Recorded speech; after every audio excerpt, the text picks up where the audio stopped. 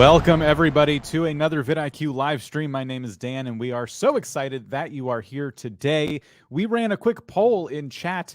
How many subscribers do you have? Under or over 1,000? It looks like 86% of you are currently under 1,000 subscribers, which means 86% of respondents are not monetized. But that's okay, because the topic of the day is how can you start making money even if you're not monetized? And we're going to be talking about that and more. We're also going to be taking your questions as well. So as we're going through this today, be sure on a separate screen or a notepad or whatever, you're writing down some questions. So once we get to the Q&A portion, we can start answering those. Let's bring in today's first co-host, Mr. Viper. How's it going? Woo! What's up, people? Your boy Viper is back. How y'all doing? Dan, I feel like it's been forever since I've seen you. What's up, man?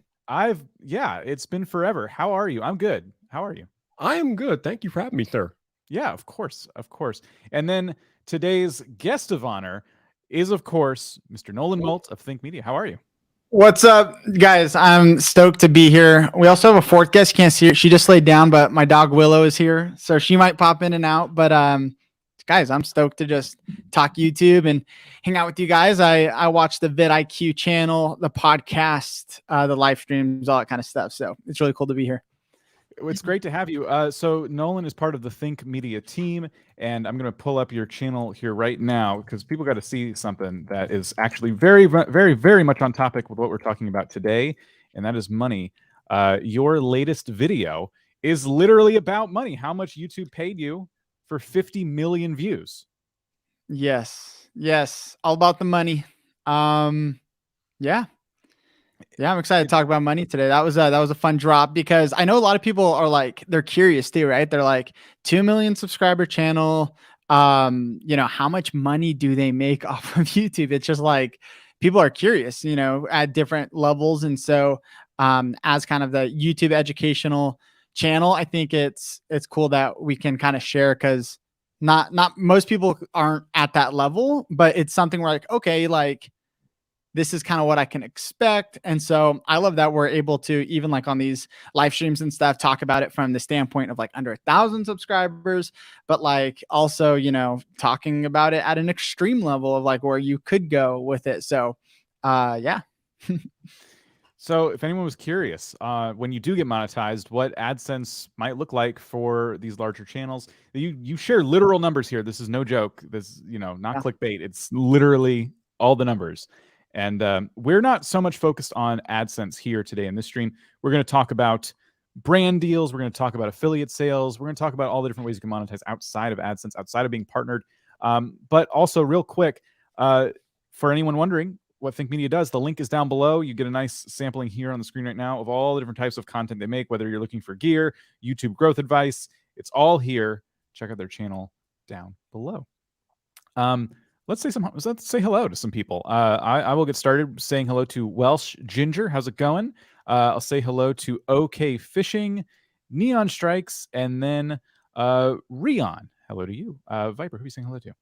All right, what we got here? We got hello to Formula Whiplash. Hello. Welsh Ginger. Hello to you. Let's say hello to Rion. We already covered Rion. My bad.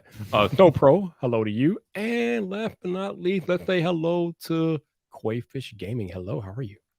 Nolan, I can bring some names up for you if you want. One just kind of flew out. I love here it is, the Awkward Unboxer. I kind of just love that name. So what's up? Thanks for being here. Let's see. I mean, we got Ed, the Reselling Writer. Welcome. And we also, I want to say what's up to Mock Nix. Hey. So yeah, I'm excited to be hanging with all you guys here in the chat. I can see your comments right here. Thanks for hanging. So before we get started, I'm going to tease everyone one more time because not only do we do these fun live streams, but we are at vidIQ, a whole suite of tools that you can download for free, starting for free with the link down below. You can, if you're a new customer, you can get 30 days for free of all of our tools. And one of those tools that we have right here is the view per hour tool. It shows you how many views per hour videos around YouTube are getting right now. So this is always a really good tool if you're doing your research on a topic and you're trying to figure out, is this something people are actively interested in? Because you could see a video with 100,000 views, but it could have been about a trending topic that just isn't trending anymore. And so having this extra insight is just incredible. There's all kinds of tools, but I wanted to keep it simple today and just show you this is one of my new favorite things. here at vidIQ that we have. So there you go. That is the view per hour tool, one of many here at vidIQ. Nolan, what would you say? What, like, for anybody who's like, okay, I'm here. They said I'm going to make some money. I'm not partnered yet. Right. What's the first thing they should know? What to temper expectations? What should they know? What should you know? I think, one of the things that I think about, like when I'm talking with small channels, and even my personal channel, it's like, it's a small channel and I don't really post often, but like something when I'm talking to friends and family and stuff that are getting started on YouTube, it's better if you're not thinking so much about the money. Because a lot of us, if we're under 1,000 subscribers, it's like, it's not our full-time thing. Okay. Cause you just, it doesn't provide enough income at that stage. And so I think the more you have to, like, you want to know what there is to know and like set up things that can bring you reoccurring money and make you money.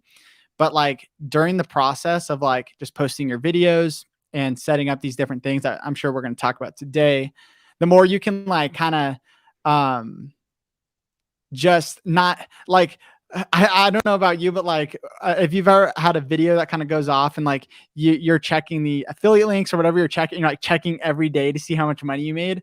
It's a tiring cycle that, like, once that dips, then it's super discouraging. And so that's why I tell people, like, you need to know this and get it set up, and then like put your head down and don't think as much about the money side of things. Start thinking about your content and delivering value and all the things that like really matter. Yeah, I think that's a really, really important point, is that not we all, but a lot of us go into YouTube hoping that, hey, like, I've seen a lot of people start whole careers off of a YouTube channel. I would love to do that. I'm genuinely interested in doing that. And, you hear like, okay, well, the goal for partnership monetization is 1,000 subscribers, 4,000 hours of watch time. You'll find pretty quickly that that's not a lot.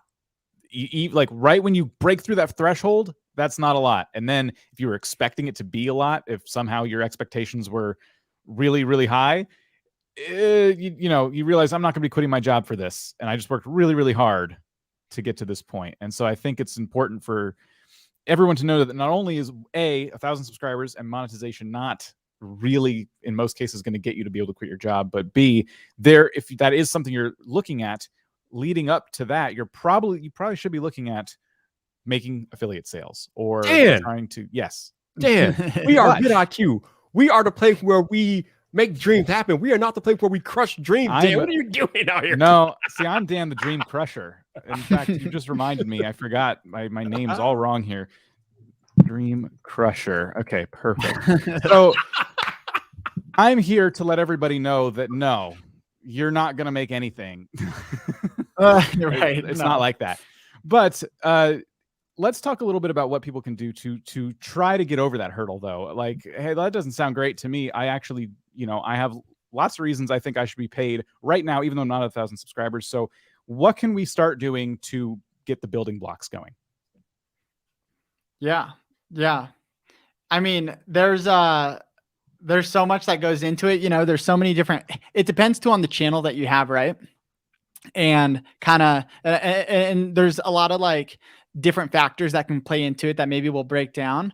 But like for me, the easiest way to make money and probably the most simple would be like affiliate links. Would you guys agree with that? That's kind of like just getting started, just such an easy way that's scalable, but also pretty just like plug and play. Yep. Yes, absolutely. Something you could do today. Yeah. Literally. Yeah. And the other factor that creators don't think about is that being a part of an affiliate program can get you data that you don't have when you're first starting out. Because a lot of creators, when they're first starting out, they don't know how to properly price themselves. Well, if you can accumulate that data to show what you can do for a brand with your affiliate stuff, then you can start to have those conversations. Yeah. It's so in January on my personal channel, I didn't post any YouTube videos. And I made $2,000. Again, wow. I had less than 7,000 subscribers, and so that number is going to be higher. But like the thing about affiliate money, and it really comes down to like getting views. So even if you have less than 1,000 subscribers, if you have a product review video, or you have some sort of video that is breaking down, and it's a really easy sell to the affiliate links, because that's what the video is about and people are coming to see if they should get it. But if you can just like get that video out there and get that video seen, you can make some good money. Now, I want to say that money that I made that month in January was not from Amazon affiliate links. So a lot of people kind of think that's the only route to go. And it's a great route because a lot of people use Amazon for online shopping. Like everyone, I think, does. So like do that. But I was actually recommending it's like a filter. We call it it's like a filter for a video. And I was reviewing it, and I have been using it forever. And so I was like, let me just make a video on this, because like I want people to know about it. I didn't even know there was an affiliate link. Small company. This guy just like made these really amazing LUTs that replicate these kind of fancier cameras. So I emailed him and I was like, hey, I'm going to post this video, like whether you have an affiliate program or not. I said, if you have an affiliate program, I'd love to get signed up. And, I'm going to be sending people, I love what you do, whatever. And I was like, and he was like, hey, I just started one. And I think he was giving me like, I can't remember exactly. It was like 15 or 30% like commission, which is very high, especially when you compare it to Amazon affiliate. And maybe let's just break down too. If you're not aware of what an affiliate link is, basically on Amazon or whatever company, Amazon's pretty much the easiest way to go. On Amazon, you can sign up for their affiliate program. So you use a specific link, you put it in your YouTube video description. And let's say I'm talking about this iPhone case, and on Amazon, you can buy it. And so I put my affiliate link in the description. I'm talking about, hey, you should get it. Links in the description if you want to buy it. If someone buys that case, right there it is. If someone buys that case in the description, you're going to get a cut. And so there's different percentages when it comes to Amazon. And then like what I'm kind of getting at too, there's different percentages for different businesses, for like Walmart, Target, there's other companies that are doing affiliate programs. But I think just being aware and looking at kind of the stuff that you use a lot, even if it's not on Amazon, don't be discouraged, because a lot of times there might be an affiliate program that you can recommend or that you can get into based on the stuff that you're using and recommending on your channel. When you have any kind of channel, I think even like a newer like gaming channel, for example, you could be posting Amazon affiliate links, or like you said, affiliate links to all kinds of different stores, depending on where you like to shop. For this microphone, for example, like if you happen to be on camera and the stuff you're using is in view, every single thing could be linked in the description below that appears in your video. Everything. Affiliates, everything. Like I want those sunglasses, Viper. I want to get those. I need the affiliate link. You got to put those in the description. No doubt. So affiliate sales, one thing. I think that's one that anyone can set up right now. It would take a little bit of time, and I would caution you to join an affiliate program that you believe in. I will share a quick story on one of my personal channels. I became an affiliate. This was earlier on. I became an affiliate of a brand that I had only seen like one other person, use, and I liked their products. But when I signed up and I started using their affiliate link and everything else, that's when I started hearing stories from other people who've actually bought things from them, only to find the quality wasn't what they wanted. One person said that the designs on one of the things they bought were stolen. And that was like news to me. And had I just done this much research, had it been a brand that I trusted a little bit more, I wouldn't have made the mistake of putting their affiliate link in my description. Those kind of like violated my values. And one of the lessons I learned way early on was that, I should really do my research. Just because an affiliate program looks kind of cool and they have like a neat product, I should have ordered more of that product. I should have done some research. I should have read about some more testimonials. What are any mistakes that you guys can like think of in terms of like, maybe not even affiliate programs, just working with brands in general, things people should know going in or things they should avoid? I know I kind of threw that at you and you have to like think. Sorry. I mean, one thing that I learned, I wish I knew a little bit more about this, but I want to share with you guys anyways, because this can send you down the right path. But like, even like Genius Links. So Genius Links will actually, it's a really cool tool and website, because they'll take like an Amazon link that you grab, and when someone clicks on the link, it'll like track how many people are clicking and all that kind of stuff. So it tracks some really cool data, but then also it will send people from different countries to the right store. So if you're in Canada and you click on an affiliate link, and you can, this is just an easy way to do it using Genius Links. So I recommend like looking into this, because I had a buddy who is in the filmmaking niche, and he actually said he was paying $30 a month to like use everything that it offered. But he said that he made like 30% more income like the first month he started using it. And so it could really be worth it over time. You know, I wouldn't worry about that just getting started. But if you're seeing some money come in from affiliate links and you're getting some traffic, you know, looking into that. Yeah, that's awesome. So that comment says Genius Link pays for itself 3 times in the first few months. And so, you know, I love that. I love that people can click on a link, go to the right, you know, store, and actually cash in. Because if someone's in Canada and they click on your US link, I think it doesn't like register, because it just like, it's 2 different things. And so Genius Link kind of fixes that issue. So that's a tool that I kind of wanted to share, that comes to mind when I am just talking to people about affiliate links and all that kind of stuff and making more money. That's like an easy thing to send them to. But I know Viper, I know you have like a tech channel and stuff. So I don't know if I'm sure you got some really good maybe tools that you use, or I wonder too, what kind of sites are you using? Are you on Amazon mostly, or what's tech, kind of your strategy? I mean, like you were talking about earlier, Nolan, there's like all sorts of affiliate programs that you can use, and that's definitely true in tech. I mean, we deal with a lot of different brands of technology. We deal with Amazon, we got B&H Photo, we got Best Buy, we got Right. Target, Walmart, all of the things. So I think a lot of us use, like you said, Genius Links, because it aggregates all of that. And then, like you said, it sends people to the right store. So it definitely helps when you're using that type of a service that can aggregate all of your different affiliate services into one link, and then send people where they got to go or where they want to go. So Yeah, that's a pretty good feature to use. cool. I would have never thought of that. That's just that's like someone said, like, what a gem. I couldn't agree more. You don't appreciate, like, wherever you're browsing the web, like, it's kind of tailored to you. You don't appreciate that people are watching your content from across the globe. So that is really, really super helpful. Let's talk a little bit about brand deals. I did kind of mention this in passing earlier. I feel like brand deals are going to be a little bit different. There's obviously a big difference between affiliates and brand deals, but do you think, and I don't personally believe this, but maybe you can prove me wrong, do you think that channels under 1,000 subscribers will find themselves already getting into brand deals? For me, I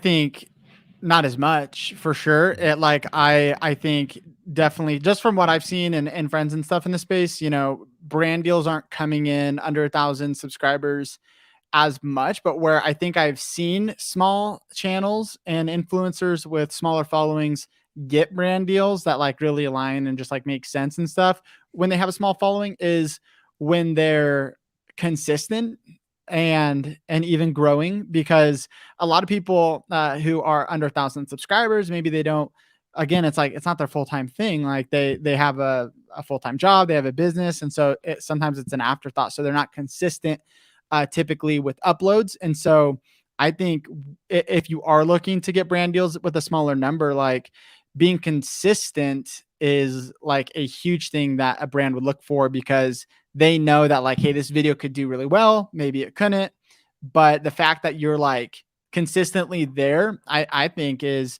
kind of where is one of the factors that I've seen play out with smaller channels. But I guess to answer your question, like, I haven't seen a ton of brand deals for the under 1,000 subscriber counts, but I don't know. What do you guys kind of see in your community? So it is a little bit more difficult for smaller channels to get brand deals. However, if you rethink how you think about brand deals, then it becomes more possible. Because Dan, you know, we had Justin Moore on here not too long ago, and he talked about how instead of thinking about your follower count, how many subscribers that you have, and equating that to your value to a brand, you can offer to do content for the brand's own channel. That takes your follower count completely out of the equation because you're doing content for that brand and putting it on their channel, and that has value of its own. And that's how smaller creators can see themselves getting like nice little brand deals if they can do content for the brand itself. Yeah, I think I've personally only seen like an example of one channel that was doing really, really well, and they had brand deals. But the thing about that channel, and it's going to depend on everyone's individual niche, but the thing about that channel is they were just in a space that inherently had a low ceiling, you know, in terms of how many people could really subscribe to that topic. Like there's only so many people interested in it, and they happen to be one of the leaders in their space, you know, and so that like. I guess the point of that is brands aren't really just looking at 1,000 subscribers, right? Or any amount of subscribers. It's more about, as you said, Nolan, there's consistency that plays a factor, but there's also going to be the amount of views you get on your video. What kind of watch time do you get? They're going to want, if the brand is savvy, they're going to want to know as much about your channel as possible. And so many factors are going to come into play. A channel with 2,000 subscribers, maybe, right? But maybe they have 100 videos, and recently in the last 6 months, they've really hit a stride, right? So a lot of their videos are getting over 10,000 views. It's just their subscriber count isn't quite there yet, but maybe there's plenty of value in that. It doesn't matter they have 2,000 subscribers because they're getting thousands and thousands and thousands of views. Yeah, sorry. Yeah. No, just to add to that too, I think I don't want to like talk tons about it because I think we're all kind of like, well, you know, it's not maybe the biggest way to make money because it's not happening as much. But the other thing would be the other big factor is like your audience. So if you have an audience that is super niche down and it's a community, kind of like what you were saying, Dan, it's like brands like that because they know, okay, well, even if this reaches 100, 1,000 people, it's exactly our ideal customer. And so I think if a lot of people though getting started on YouTube don't exactly know yet the content they want to make and they're experimenting. And so that's totally fine. And so it's like, don't, worry so much about brand deals yet. If you're just experimenting or vlogging or whatever you're doing, if you're kind of all over the place. But I think that was just wanted to emphasize that because that's another big factor too that brands are looking for. Yeah. Knowing your audience is going to always play a role in any part of your YouTube journey for sure. And then that understanding of your audience can be shared with a brand. They'll see it, obviously, in your content, but knowing your target audience helps set you up to, if you're going to be pitching yourself to a brand, for example, knowing exactly what kind of brand to pitch to, because your audience uses these products. That's how well you know them. And you can't really, until you kind of cut your teeth on YouTube, you can't necessarily know that right out of the gate. It's going to take practice. It's going to take time, research, and eventually you kind of learn this as you go. And then by the time you're comfortable, you might be well over 1,000 subscribers, which is again why that number. We use it in the title of this video, for example, because people hold that up as like, I can't make money until I get this. But there's so many more factors. It's not just about that number. That's just an arbitrary number, nice and round, that YouTube picked, and that's the goalpost. We feel like this is enough time for you to learn the things, and then we can monetize you. I mean, we haven't even talked about the other stuff, Dan, like merch and outside sites like Patreon, Buy Me a Coffee, different things like that. So there's a ton of ways that smaller creators can make money outside of the monetization program. Yeah. What about those services? Go ahead, Nolan. Sorry. I was going to say, unpopular opinion, I do not like Buy Me a Coffee. Oh, what are you do? Get him out of here. Get him out of here. Sorry. Thanks, Nolan. Thank you for joining us. Oh, don't move, Dan. Don't move. So let me explain. Here's what I'd prefer. You have to, if you're asking for money, what are you going to give them? Right. And so I know Buy Me a Coffee is like, I'm giving you all this free videos and free content, and you can buy me a coffee. You don't have to, but you can. I think a better way for fans to support you is to offer them something tangible or digital or physical. I think back to a few years back, I actually started this like merch. It was one of those like drop things where it was like they buy, like I didn't have to do anything. You know what I'm talking about? Like the drop shipping type of merch thing, but I like uploaded my designs and all that kind of stuff. And yeah, I made a cool shirt that said filmmaker. I still wear it sometimes, and it's like explains what it is and all this kind of stuff. And I started making some money that way, just by uploading some merch, because the people in my community, they were aspiring filmmakers like myself, and they wanted to rep that t-shirt. And so I think that's a better way, because it's like those people who are going to give you money, it's, yeah, you're giving them content. Yeah, they don't have to, but it's like, why not set something up for them? So I would like to talk about, physical products, but I think digital products could be a really good option too, because I think it's a little bit easier, and there's still a lot of stuff you can do there, especially as a channel under 1,000 subscribers. At Viper, I know you want to hop in. No. I'm gonna say, so just so we're on the same page, it's not that you don't like Buy Me a Coffee, the service. You don't like the idea of creators asking their viewer for money for support without offering something in return, of what you don't like. Okay. Yeah, and it's not as much that I'm just like actively not liking it. It's that I just think there's better ways to go about it. And I think there's like, I think in your description, if all you have is a Buy Me a Coffee, I'm not hating at all. Like it's not, but I just think I'm like, you should think about maybe doing something else to provide even more value, whether that's through a cool t-shirt, through, I don't know, there's a lot of things, private communities, digital downloads.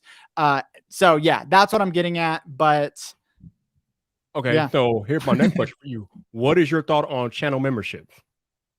Channel memberships? Well, are like under 1,000 subscriber, or just in general? Well, I mean, you got to have a lot more than that to have a channel membership, but I'm just talking about in general, because normally the way a channel membership is set up, you have different tiers, and then depending on the tier that the viewer paid for, you offer different perks for that viewer. So I'm just curious to get your thoughts on that in general. Yeah, I mean, and correct me if I'm wrong, but on Patreon, I think you can get, I mean, I know YouTube has built-in channel memberships, but on Patreon, I don't think you need a specific amount of like social following. No. Right? Okay. No, I was referring to YouTube. Yeah. Okay. Yeah.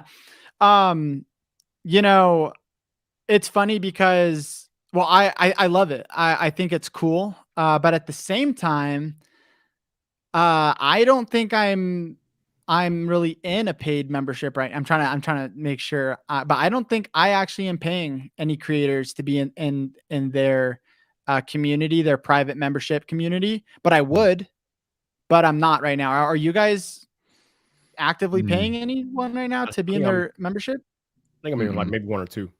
I used to be in like 2 to 3, and then like after those lapsed, like I think after a while I wasn't watching their content. I'm like, all right, I'm going to cancel these. I hadn't joined anymore, and some of them offer pretty decent perks. Others don't, and either way, I never took advantage of any membership I joined. I never took advantage of their perks. Yeah. I never joined the Discord. I genuinely just wanted to support them, and like for a time, and the perks didn't matter much to me, but I could tell some people work really, really hard on those. Yeah. And, I think maybe YouTube creators are probably just doing it wrong. I think there's a better way to do it. So I totally believe in it. I think media, we have our inner circle, which is basically a channel membership, and it's more on the business side of YouTube, and it's about growing. It's more for the experienced YouTubers and who are looking to, outsource work and make money and turn their channel into a real business. So, and that's working extremely well for us. It's a very awesome, tight-knit community. And there is like, it's really, really cool. And that is doing it correctly in my mind.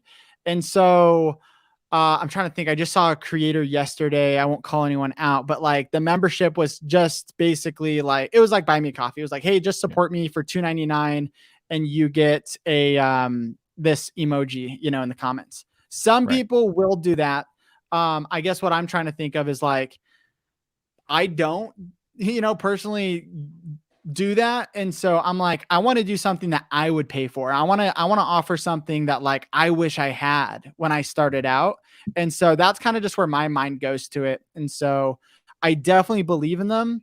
I think it goes back to how are creators doing it and reverse engineering it and just thinking like, what would I pay for, And well, if you aren't paying for those emojis next to your in the chat and all that kind of stuff, I think there's definitely a place for that with bigger channels. But if you're a smaller channel, really start to think like, okay, what would I pay for, and reverse engineer it that way. But yeah, Dan, what do you have to add to that as far as like, what do you feel like are good ways to do memberships? Because I know there's it's a really big thing, and so I don't want to like bash on it, but I want to think about No, what's the best way to do it.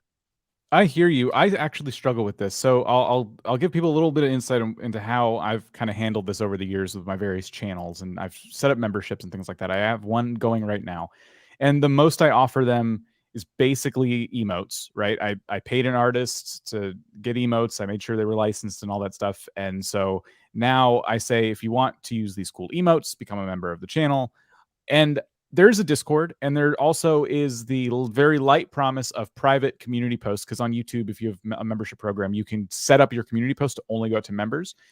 I've been so bad at even keeping up with that. I have so many things I'm juggling, and I kind of regret even mentioning it because it's a feature I've used a few times, and I feel like I should probably just take that out of all the different perks because I'm just not keeping up with it. And that was what I was going to say is, on one hand, I like the idea, like if people are willing to support you and they want that membership and it doesn't cost you much to set up these emotes, sure, you could argue you're leaving money on the table. Why not? On the other hand, the more perks you add to that, the more things, like you said, Nolan, what am I getting out of this? Asks the viewer. The more you give, the more time you're spending focusing on that membership, making sure, like, so for a lot of gaming channels, it's a Minecraft server, for example. If you're a Minecraft channel, that's a very common thing. Join my membership, you can be on our server.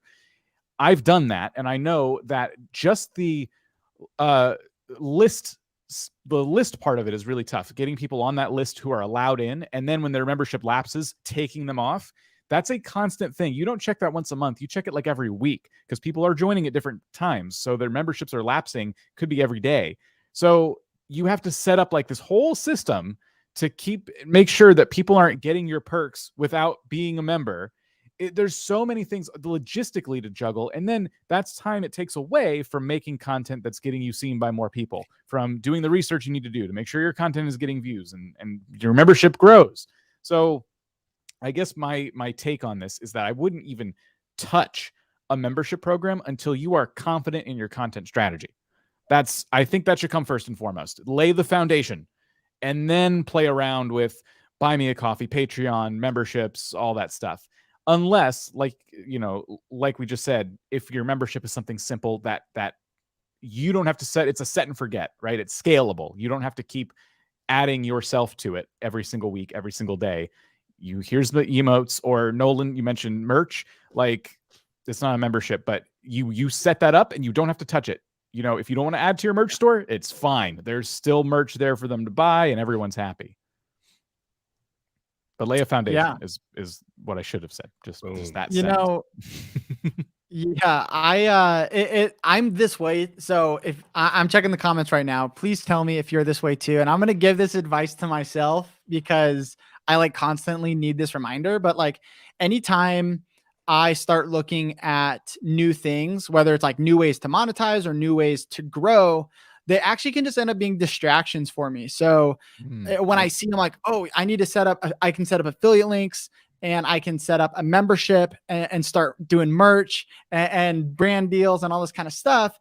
It actually, like, I get really excited about it because it's cool. As someone under 1,000 subscribers, you look at all these options and you're like, I can actually start making money right now and you like focus in on that. And you just kind of tell yourself, you're like, well, if I start making money here, then I can focus in more time on it. And then like you do this kind of these mind games where you're like, this is what I need to do, when like it's important to know these options. And I think it's important to focus in on one at a time and see how it goes and make that and implement that into your strategy and still focus on growing the community, because I really believe growing the community should come before.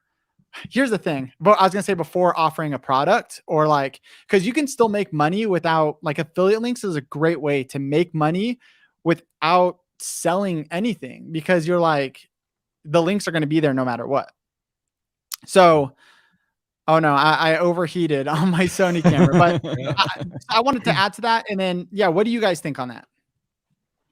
No, I think it's very important for creators to worry about growing their community first and foremost, because once you grow a community, a lot of things that we as creators want, they kind of fall in place, but they can't fall in place unless you grow your community first. And growing a community should be at the utmost paramount of what you're trying to do as a creator. Because that's how you survive, and that's how you get better and grow, by growing your community. That's the most important thing, first and foremost.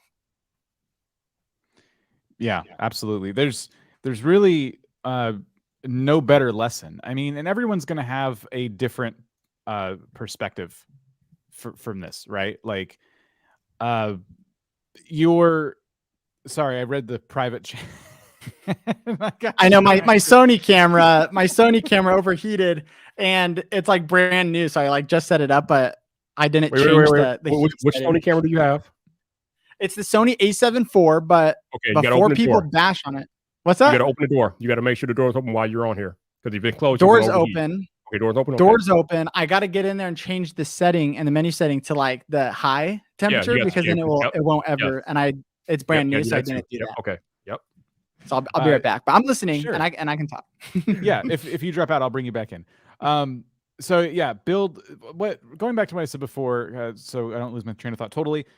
Building that foundation, I think, is something that everyone just needs to be honest with themselves about. It's not, there's, again, when it comes to YouTube and us sitting here giving you advice, giving anybody advice, it's going to be a matter of like, every single person who's in this stream right now is just at a different stage, right? And they have a different workflow. That some of you have jobs, some of you have school, some of you might have both of those things. Some of you might have 2 jobs and also school or kids or something else. So you're all like juggling life, right, in the mix of trying to start this YouTube channel. And because of all of those factors, you need to decide what works specifically for you. So if you feel like you have enough time to do all the research you need to do, to follow all the steps you need to follow, to set up all of these additional revenue streams before or after you hit 1,000 subscribers, great, like, cool. If you have the time to do that, that's fantastic. If you don't, though, you need to figure out like what your priorities are. Yes, if you want to make money, that it might make sense on the surface to set these things up. But then again, you make more money if you grow the channel, and if you spend more time focusing on growth tactics rather than money-making tactics, you might find that things start to fall into place. I think that's always the missing ingredient from a lot of creators. That the one thing that they don't consider. They always ask us like, how do I do this? Or how do I get here? Or how do I do this? Or how do I do that? But it all starts with you as an individual, because you have to do what fits into your lifestyle. You might not be able to do what other people do. Like Viper can pump out 3 videos a week because it's only Viper. I'm all I have here.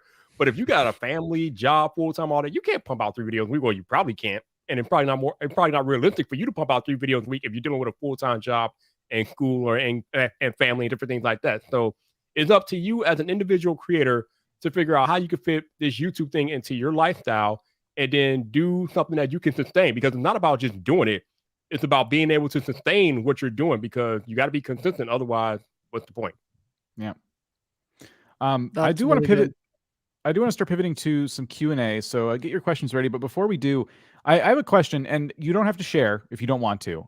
But I saw somebody sharing this information. I thought, oh, that'd be really good to know from some folks. So for those of you who are here, who are making some amount of money on YouTube, feel free in the chat, and we'll pull some of these up, to let us know, A, how many subscribers you currently have, and then B, around how much money you're making every month, if you want to share that. And you can give us an imprecise number if you want to share, but you don't want to share too much, or you can just not share at all. I don't want anyone to be uncomfortable. However, it'd be interesting to see what level everybody's at in terms of subscriber versus revenue, since that's kind of like the whole thing, what we're talking about today. The premise of the live stream is have low subscribers, still make money, go ahead. So feel free to let us to share, and we'll start to kick off the Q&A portion of this live stream as we bring some of these up. The way Q&A works is if you would like to ask us a question, it really does help if you put #question in the chat before your question in nice big all caps, not the whole thing, just #question, because a lot of conversations are happening alongside this, so it helps us pick out who is asking a question. Nolan, we didn't get a chance to talk about this before the stream started, but would you like to focus our questions? We do this a lot. Would you like to focus the questions on this topic at hand, or if people are asking more general YouTube questions, should we bring those up as well? You know, I'm down for whatever. I'm down for whatever questions. So yeah, definitely. I think if there's other questions and it's helpful to the majority of the audience, let's answer them. You know, cool. All right, before we start, I got a question for Nolan. In your experience, where do you feel like creators are leaving the most money on the table? Like, what is one source of revenue that creators are just not taking advantage of enough, in your opinion? That's a really good question. You know, honestly, I really do think like affiliate links are up there, because I even think about, there are so many tools that I use and that I recommend to people, but like I just don't have the time to like people will message me all the time, or like in the comments on YouTube, and ask me certain questions, and I'll give them links and stuff. But I'm like, I don't have the time to even like see if they have an affiliate program, sign up, all that kind of stuff. So I think that's a big one, and something I'm doing. And, you know, I think anyone should steal this idea if it makes sense for them, is I'm actually I have this like Google Doc sheet where I have all these YouTube resources I use. So when I'm like creating videos at Think Media, and I'm like, this website is super cool, and I use this now every time I add it to this doc. And so I've built this like resource list of all this stuff that I use on YouTube. And so what I want to do is have this resource guide for like content creators. And basically I'm just going to give it out for free. You know, give me an email, send it to you. But on there's also going to be like affiliate links. So I'll have like, sign up for vidIQ here. This is the music. Here's my favorite music site that I use for editing videos.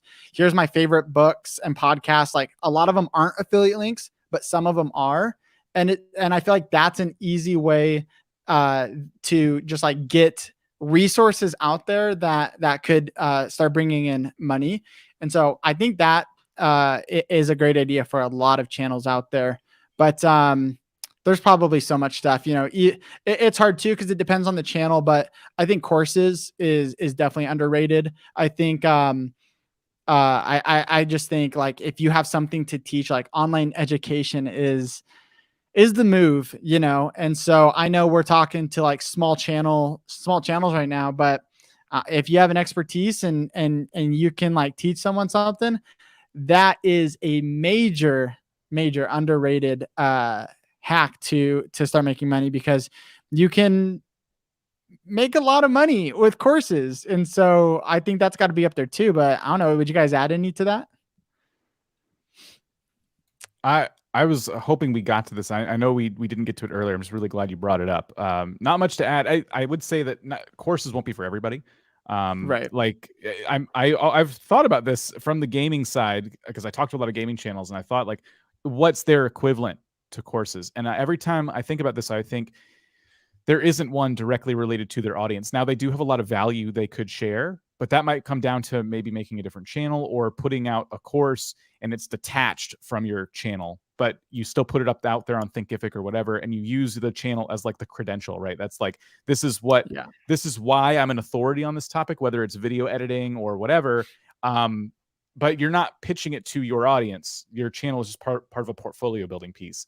So kind of, I guess, an alternative take on that. But so not everyone can just start a course and have it be for their audience. If you do, make sure you target that to an audience, whether it's yours for your YouTube channel, or if it's not, find where you could put that.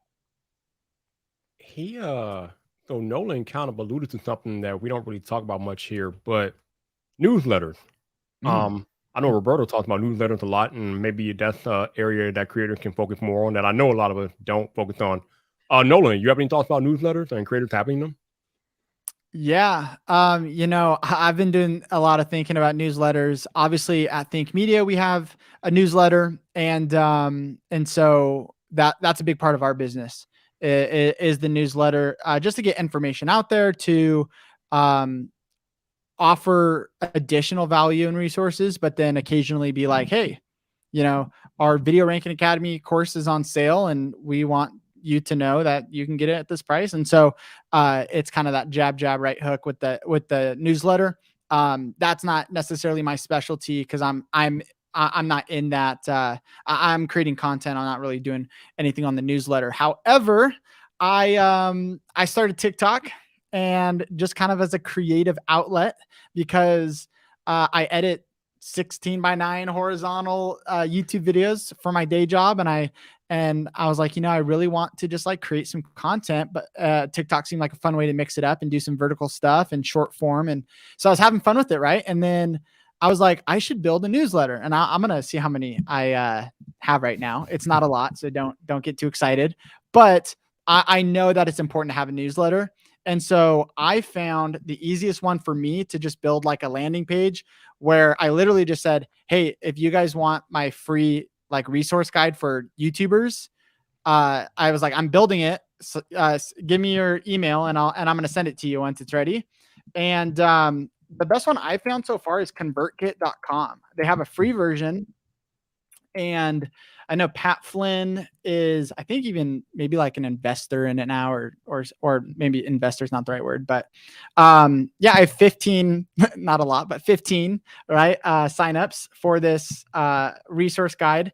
And so I think it's super important to build that, because honestly, I was kind of a newsletter hater, right? I kind of was like, I was like, YouTube's not going anywhere, and I'm not worried about it. I still am not. I'm not building that because I think that all these social media platforms are going to go away. I know people can still find me online. The newsletter's cool because I kind of think of it as like almost like a community, or like exclusive group. So it kind of is like, it could be kind of like a Discord, where it's like, hey, join this newsletter and you're going to get like this stuff that I just don't give out to everybody. And then eventually, when I drop the YouTuber merch or something, like I'll send it to them with a promo code, right? And it's like, so anyways, yeah, convertkit.com literally got my thing set up in a day, super easy. And I think it's definitely worth doing, like for sure. Viper, do you have anything to add to that? Because I don't know a ton. I like just started 15. Let's go. But yeah. Well, I was thinking about it because you were talking about something earlier, and it just made me think about the newsletter. And I know Roberto talked about it a lot. And besides being free content that you can give to the hardcore of your community, like you alluded to, Nolan, you could put like discount codes in there, or like let people know that you're selling something in the newsletter, and they can go and get it that way. But I think the biggest reason for creators to consider a newsletter is because that is distinctly yours. You're not borrowing rented land like you do on YouTube or TikTok. That newsletter is your direct connection to your community. Because obviously we don't expect anything to happen to YouTube or TikTok or anything like that. But if something were to happen, or if they were to go down, you still have some type of line to your audience if you have a newsletter. If you don't have a newsletter, YouTube, TikTok goes down, you have nothing. So that's all I was thinking about.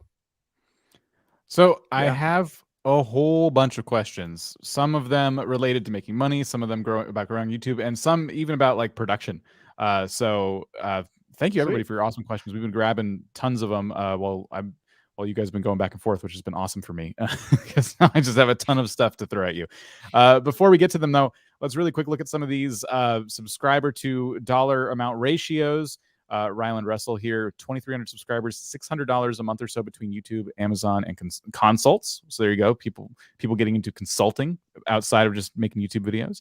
A couple people did stuff like this, 1,000 subscribers, no money. Totally cool. The fact that you have 1,000 subscribers, the fact that you're just getting started is awesome. So thank you for sharing.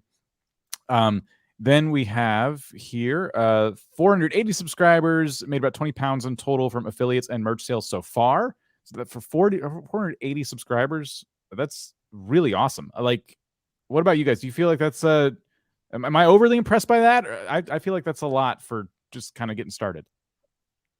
Yeah, that's great. I think any amount of money under $1,000 is such a boost of confidence because I think back to when I first made $2, and I was around that $1,000 mark, and I actually went to Growth Video Live, our Think Media Live event. I went to the first one, and my mind was like, oh my gosh, I just realized what's possible with YouTube.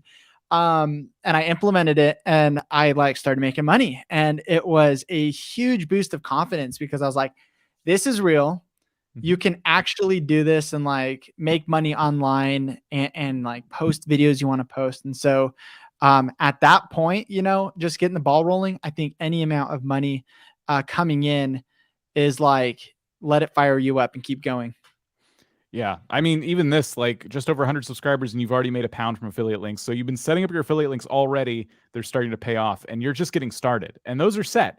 You don't have to, you can put them in your description every single video. You don't even have to think about it anymore. And as long as you keep them up, put the products you're currently using in there, you don't even have to plug them, but if you do, you might see a boost from that too as you're growing.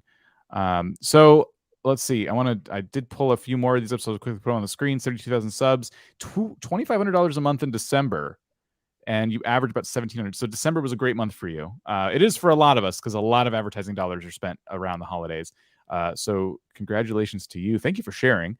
And then let's see, 870 subs, $0 for now, but got 40 cents out of an Amazon affiliate sale. So there you go. Setting up affiliate sales as soon as you can really help. And then El Jefe, who actually works here at vidIQ, 74,000 subscribers, $5,000 to $7,000 per month. Thank you for sharing, everybody. That's awesome. I know a lot more of you shared, but yes, we appreciate it. Here's one more before I go on to the questions. I thought El Jefe when we get off the stream. What the hell?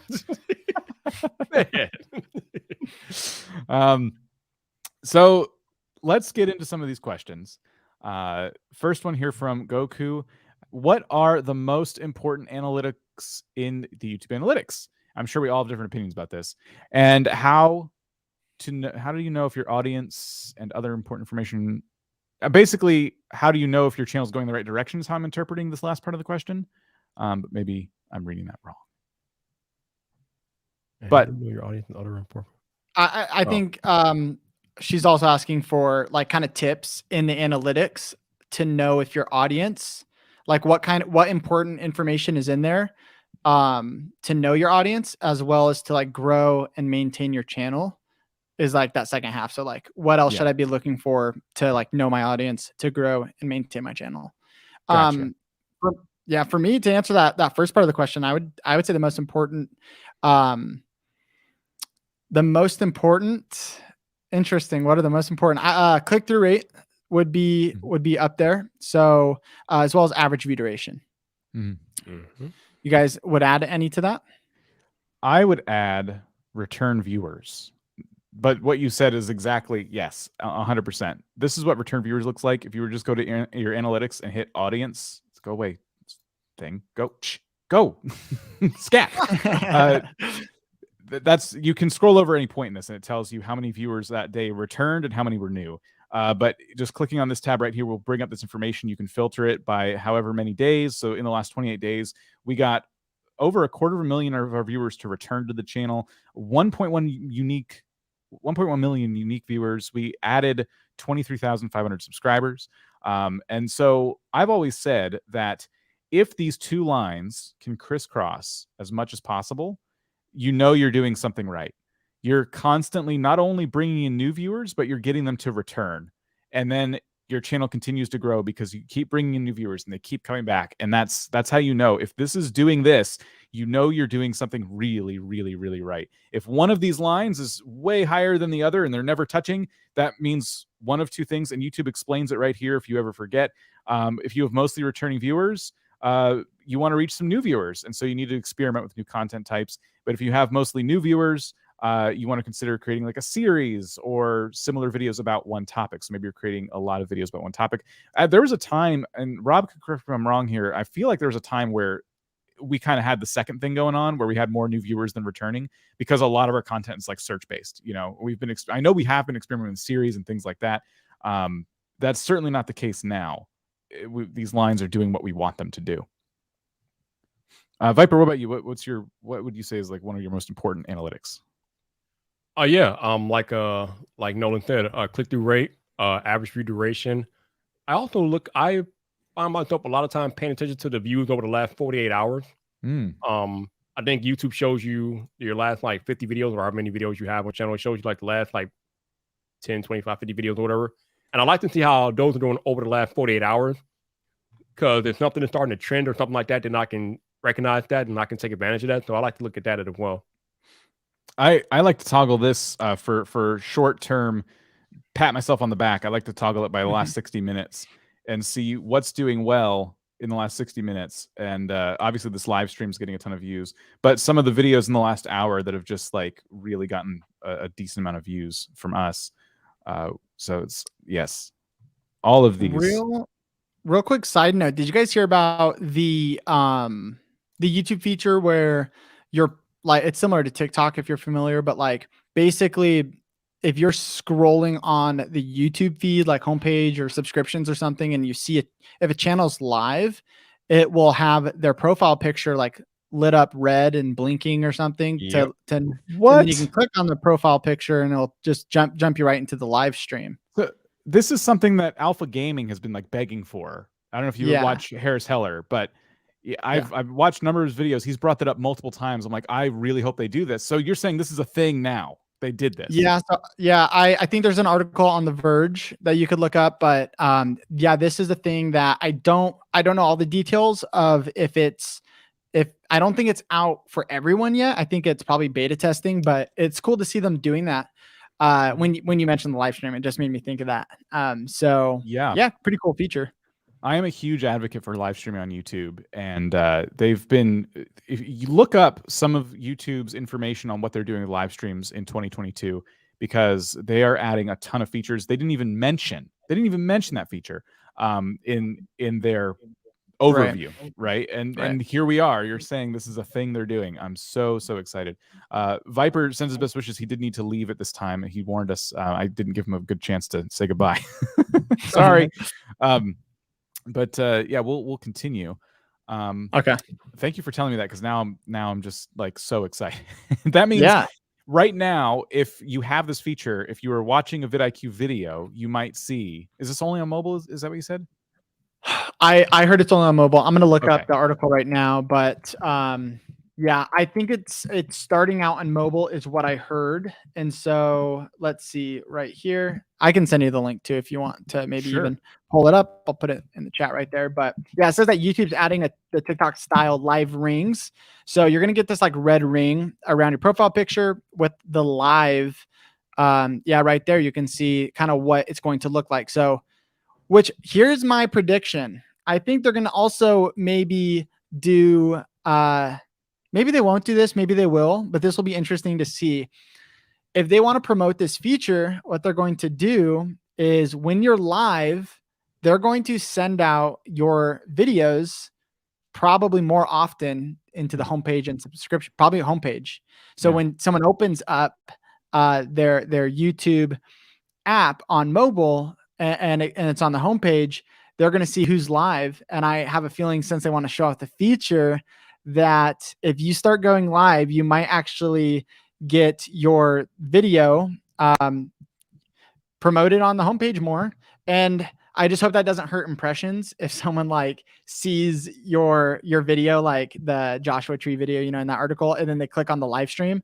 So it'll be interesting to see, but overall, I think it's a fantastic feature. So I'm pretty stoked about it. This is really going to play a role in content focus though. So like imagine you do YouTube shorts about kittens, but on the same channel you play games, and both do well, right? Your kitten videos do great on the short shelf, but your gaming videos do great with your gaming audience. If you're live streaming your games and people are watching your kitten shorts, and at the bottom it's blinking like, hey, kitten short guy is live right now, you can go see kittens live, is what they would think, and they'd click, and it's Minecraft, and they're like, oh. Channel focus becomes so important with a feature like this. But on the flip side of that, if your shorts are literally awesome clips from your live streaming moments, people see that you're live and they think maybe something cool is happening right now and I'm missing it. Click. Super powerful feature. Yep, 100%. Yeah, I'm excited. I love, one of the things I do love about YouTube is they constantly are innovating, and maybe that's not the right word. They are constantly adding in new features right now, right? That Yeah. that people want.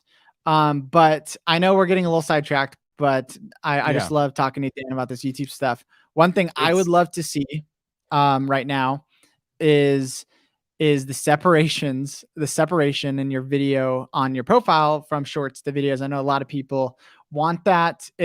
I think why YouTube's not doing this is because they actually want to get more people watching shorts. And if it's separated, there's a lot less likely chance. First of all, they're not going to see the shorts as much because they got to go over to that. And so right now it's really open for everyone. And so I think we'll get there eventually. It's just hard to know when based on, I think they're just trying to get people to watch shorts. And so we'll see, but I think that'll make it, that'll be another huge feature too. But yeah, I love what YouTube's doing with all the new stuff. Yeah.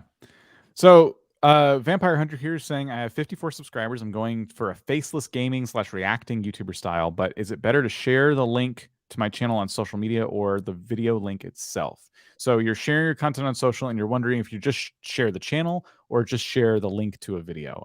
What's your approach here? With 54 subscribers, I would say directly to the video link itself. And there's a pro and con. So the con would be when you're sharing from from social media directly to YouTube, there's a likely chance that someone will click out pretty quickly and hurt your average view duration. That's possible, right? Now, the pro of doing this though versus your channel is if you can get that impression of them actually just clicking on it, and even if they watch a little bit of it, their YouTube, I forgot the exact number, but basically anytime a viewer watches your video, or like the number was something like when someone watches your YouTube video, like if you get 7 impressions this week, you'll get 49 next week. It was something, exponential like that. So I think you want to, as a new YouTuber under 1,000 subscribers, you want to be bringing traffic to your videos as much as you can. So that's why I would at that 54 subscribers, I would be sending people to my video. But what would you say? Would you agree, disagree? I would agree. I would say that I wouldn't worry about not doing it though. Like if you forget, I think for me, I want YouTube to do the legwork. So I always kind of caution people, like if that's part of your strategy, that's fine. Especially if your social media is full of people who would watch your content, because that's ultimately what needs to happen. But that should be less of a focus. And maybe this person already feels comfortable with this, but they should be working on their titles, their thumbnails. They should be finding their core viewer, their core audience, out there on YouTube. We can always get a third perspective though from Mr. Rob Wilson. What do you think? Oh man, here he is. I saw in the comments people's question. They're like, "Where's Rob?" I'm here. Rob or Riot? Yeah. Can you hear me? Just checking? It's a little bit quiet, but we can hear you. Okay. Actually, fun story. I was in this first hour. I was collecting something. Oh, something secret from YouTube. It's coming package, so people can guess what it is. But I'm not going to. It's a Mr. Beast chocolate bar. It is not. I can confirm it is not a Mr. Beast chocolate bar. That'll be quite big if it was. It is from YouTube themselves, but that is for my eyes only until I make a video about it. Nolan, first time chatting to you. Hello. Can I just say I am a huge fan of your work. Am I right in understanding that you are a solo creator whereby you do all of the filming, editing yourself? Yeah. So just to clarify, and first of all, it's nice to meet you for the first time. I love that we're documenting this because Rob, I love your videos too. I appreciate that. But I am a solo creator, so I do write my videos. I come up with ideas. I shoot them. I edit them. I do have someone who does thumbnails now, and I just kind of did that occasionally. But so I say I am a solo creator, but it's also like understand that there are many people around me supporting me at my Sure. job. So, but yes, I am a solo creator for sure. And you are very impressive with how you are able to use the space that you have, because you've done several videos about how to record in small spaces, and your room is very small from what I can see. But the number of different shots and angles and lighting, as somebody who also suffers from a very small space, I'm very envious of your talents and how you're able to make use of the space you have. So yeah, if anybody wants to learn how to shoot in the confined spaces with a relatively small amount of equipment, and I think you showed once in a very recent video that you were able to set up your shot in 5 seconds, which is very impressive. Under 5 seconds. Under 5 seconds, yeah, under 5 seconds. Yeah. So, it's kind of funny. Like, it's hard too, because as a solo creator, my constant like struggle, and I don't know if you guys feel the same way. My constant struggle is I always want to. Some would call it overdoing a video, but like I want to make these amazing videos, but at the same time, I have a job to get done. I have 2 videos to turn in a week. And so there's a certain amount of time you can put into those videos, and I'm doing some other things, besides just that. But so yeah, being able to just set up and go right away is major. And so I've just kind of like been past couple of years living in the space of like thinking, how can I start shooting quicker? How can I leave my lights up without it looking terrible, or like without it taking up a bunch of floor space? And so, yes, those are the struggles you start to encounter when you work from home in a small space. Been there. I'm still there. I'm in a bigger office now, but still, home office. So yeah, I think definitely that the house of the future should include a YouTube workspace. It's not called a home office anymore. It is a room that already has padded walls, very high ceilings. Yep. Is acoustically attuned to making YouTube content. Light grid. Yeah. What are those what are those beds where you pull them down and there's a mattress and it folds up into the wall? We need something like that for YouTube, where you pull it down, your camera's there, your lights pop out, your mic comes up, and then the pop down is a desk. Yeah. I tried actually doing something similar, but my wife wouldn't let me. So maybe in this future home YouTube studio, it will happen, but which company in the YouTube space can make this happen? I'm trying to think who would be able to design such a thing. It's definitely a Shark Tank proposal, I believe. I would see Elgato doing something like that. Right? Yeah, you are spot on there. Yeah, Elgato, yeah. Make it happen. A minimalist YouTube studio room. Yes. Well, let's get into some more questions. And I do apologize for interrupting. Let's get back to the questions. I think everyone's happy to see you. It was a robber riot before you got here, so we've just been ignoring those people. But now we don't have to. Now they are calmed. Tactical Pineapple, which is the best name in the chat right now. 860 subscribers. Oh, sorry, this was one of the subscriber to amounts of money they're making, and between $0 and $200. Sorry about that. Thank you for sharing that. Still a great name.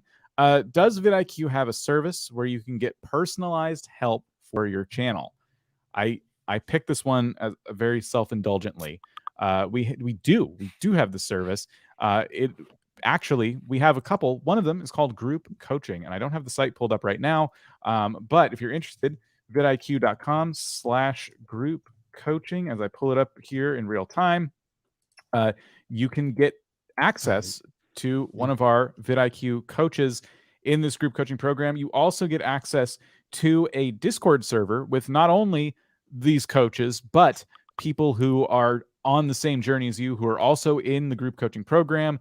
And already there's been a number of presentations, tons and tons of value shared, and you get access to the recordings. So even if you were to join today and you don't have access to the actual live stream, because the next one isn't for a week or two, you can watch the pre-recorded streams that have been done, where questions have been answered, and get a ton of value as of today.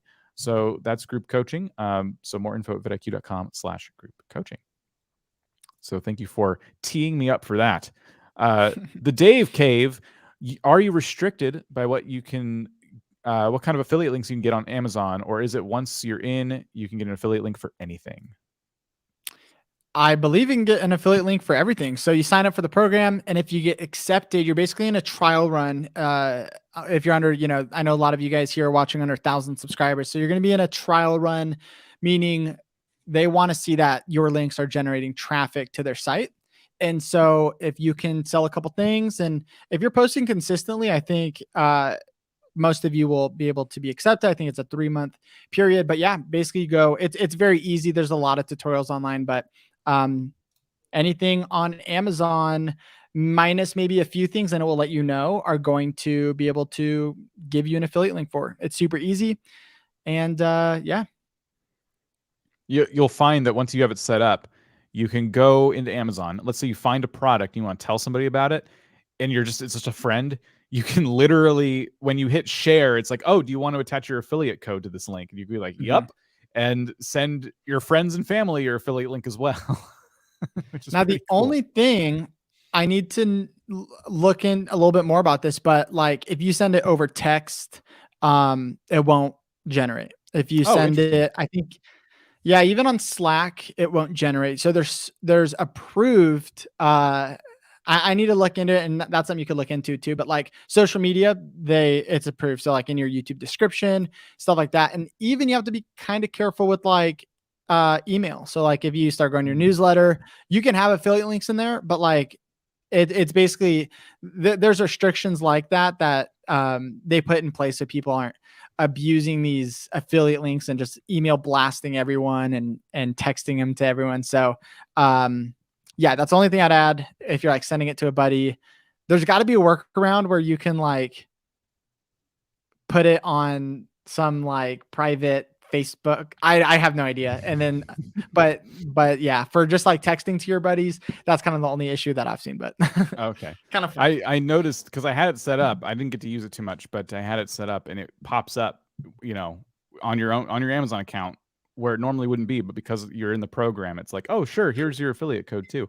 It's like, oh, okay, cool. Yeah, it's super nice, super easy. Yeah. 2022 is looking like a very interesting and exciting year for shopping / affiliates. I don't know if anybody's seen the recent blog from YouTube where they showed how they're going to try and integrate shopping into so much of your YouTube experience going forward. And I don't know if you'll know more about this than me, Nolan. I just want to share this if people are not aware that you can now actually share external links as video cards. They used to be very restrictive as to where you could send people on a video. For example, we've got a link here sending viewers to our group coaching that we just talked about as an external link. And when you type it in, YouTube will approve it. So I'll just delete this and then put it back in. And as you can see, there's a swirly thing there, and it was checking that it was fine. And if it's not fine, it will give you a cross mark. But also, of course, check the community guidelines in terms of what external links you can share. But yeah, I think this is probably something it's been an existing tool, cards, for probably a decade at this point. But in the last year, YouTube have opened it up a lot more to external links. So consider that if you're thinking of affiliate links, if you're allowed to do that. That's one thing I'm not certain about. I don't see why you wouldn't be able to, but something just to check to make sure. Yeah, I've seen that before. I think it's kind of cool. Obviously, you have the description too, where you can throw your links. Sure. The very interesting, I'm trying to find an example actually, but the interesting new feature that I've seen, maybe you guys have seen it too, is, and I think it's just an experiment phase right now, but basically on some creators, I've noticed it on mobile because I just kind of watch most of my stuff on mobile. But like during a video, there's like a little shopping cart in the bottom left-hand corner, a shopping cart logo, and it's blue. And if you click on it, it'll show you the links, so that's been around too. That seems to be making it easier for shopping on just based off a YouTube video. And so, yeah, there's some cool stuff. What I would love to see, this is kind of like a future thing, but like, just even, I can't remember. I feel like maybe you guys were talking about it on a live stream or something, but about like finding a way to simplify affiliate links through YouTube. were you guys talking about this at some point? But yeah, if there, maybe not, but basically if there's a way eventually where like YouTube is the hub for the affiliate links and like just a way to simplify everything. So that would be a cool next step. But right now, yeah, I think they're adding definitely, like you're saying, a lot of more features for shopping. And of course, people come to YouTube to shop. Like before they buy something, they're seeing if it's a good product on YouTube. And yeah, so it's huge. Our next question I pulled up here. We kind of already talked about this a little bit, but we can touch on it again. How should we share our videos to socials often? Should we make custom videos for TikTok? Two pretty interesting questions. I'll start with my opinion on this. Is you could share your videos on social. I just worry about them getting to the right viewer, because if that person who sees it goes on YouTube and they generally are a viewer of a totally different style of content, it's just going to make things a little bit confusing for YouTube's algorithm, especially if it's a small sample size of people. That's just like a cautionary tale. I like when YouTube does the legwork for me. I like worrying about my titles and my thumbnails and worrying about the reach that my video has within YouTube itself. And as for the TikTok question, you could make custom videos for TikTok, but if you're already making YouTube shorts and they work on TikTok, just re-upload them on TikTok. You know, that's my quick take on that. Yeah, I would add that as far as, let's talk TikTok, because I've been getting on TikTok and custom video. Should we make custom videos or share our videos to social often? So there's two different questions. As far as making custom videos for TikTok, I think if you have the time, yes, but it's not as important as letting YouTube just do the work for you and find your audience and then start sharing, and YouTube will start sharing that video to the right audience. Now, if you're just starting out and you want YouTube to kind of speed up the process, I think you can use TikTok or Instagram Reels as a great, basically how I look at it is this. So top of the funnel is like Instagram Reels, TikTok, it's wherever has like the highest organic reach right now. And I'll show you an example. I actually posted yesterday a video on my personal YouTube channel. That's not really top of the funnel for me. That's more like where I want everyone to go. That's coming down into like, this is where I want my fans and my community and the people I want to hang out with and talk about the stuff I want to talk about. I want it to happen on YouTube, but TikTok's fun for me, and I'm posting stuff on there right now. So I actually took a clip from the video that I posted with Sean, and I just put that on my TikTok as a separate video. So on TikTok, let's see if I can get the autofocus, but like I posted this video, it got 8,000 views, you know, in 24 hours. Now, did that actually bring a lot of views to my YouTube channel? It didn't. And so you have to look at TikTok and Instagram Reels and all this kind of stuff as like top of the funnel, building their own little communities.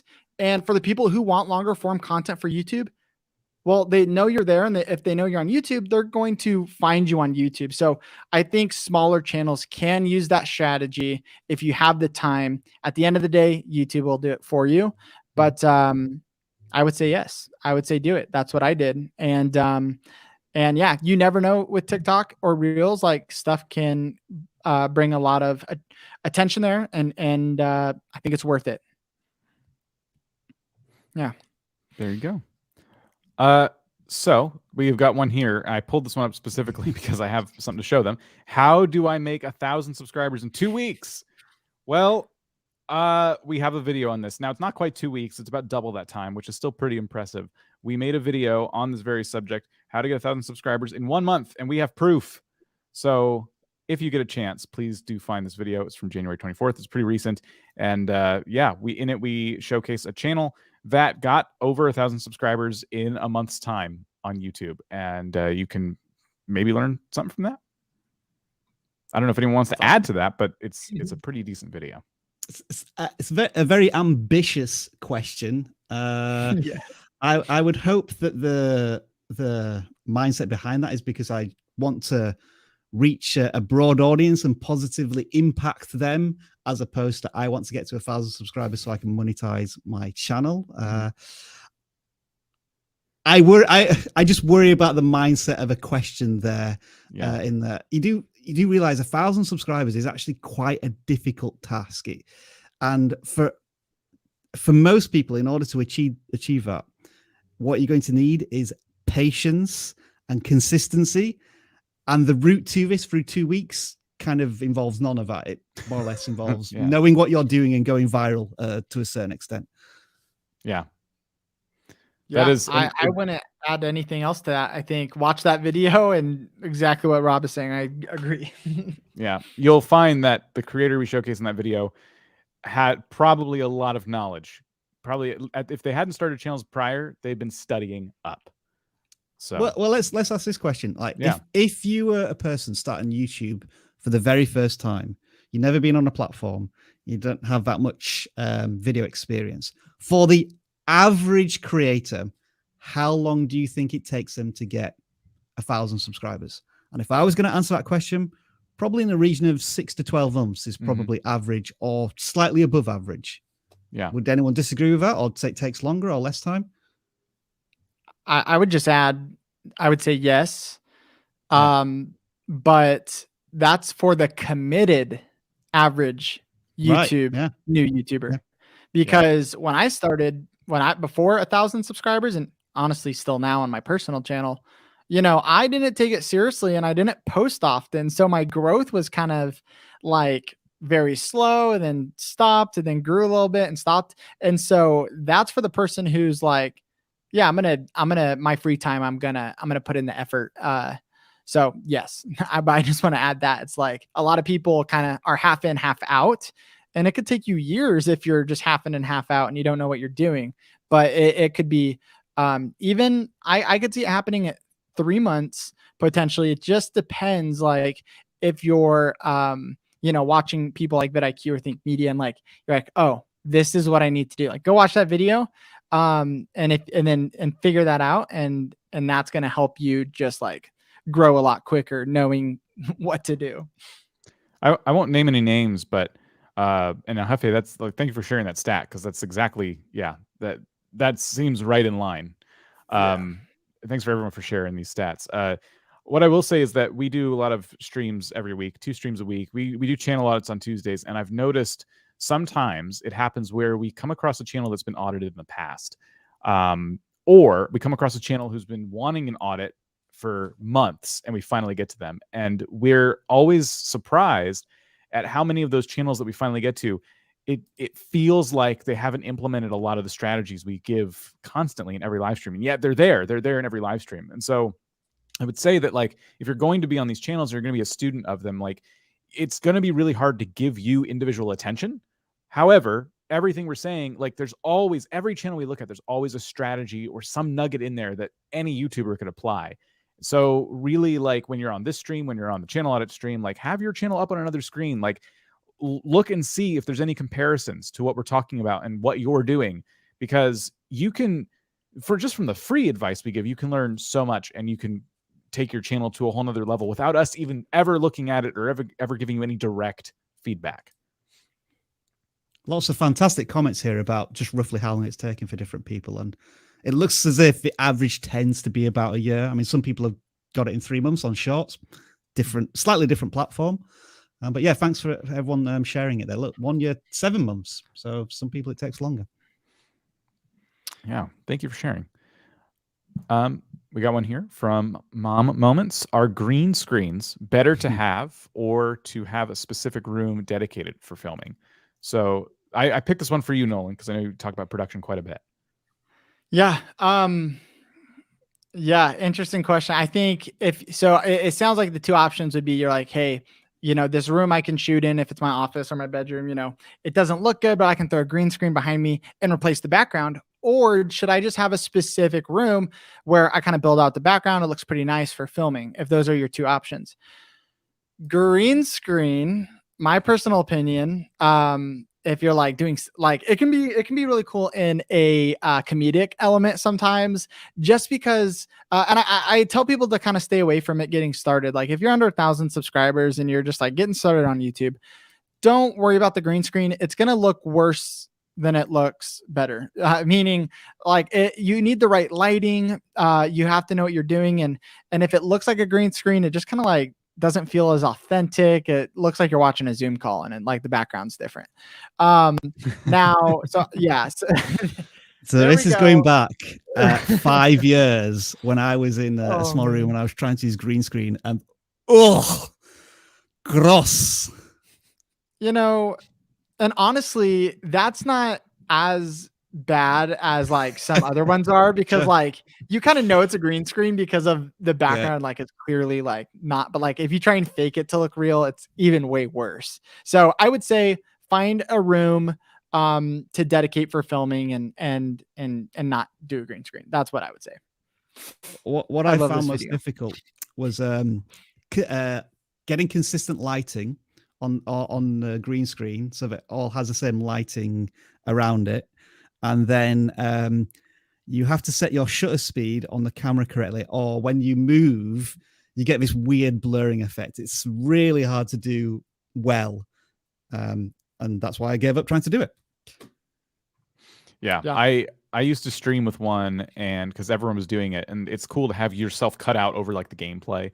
And I hated setting it up every single time I needed to stream, and the lighting was never consistent, and it was really janky because I had to add extra lights, and like it just was a mess in my office every single time. And I hate being in like a messy environment. You know, you can get away with it a little bit more because it's like a tiny portion of a screen now, Dan, for gameplay. But when it's blown up, oof.